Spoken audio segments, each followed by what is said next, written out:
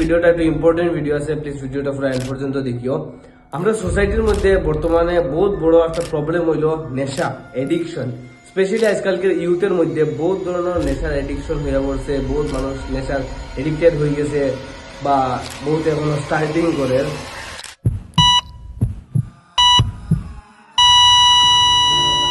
নেশাটা ছাড়া ইম্পসিবল না।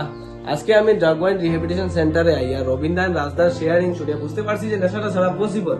ঠিক আছে, নেশা ছাড়াও ভালো সুস্থ জীবন কাটানো পসিবল, কারণ তার কাছে 18 ইয়ার্স এক্সপিরিয়েন্স আছে।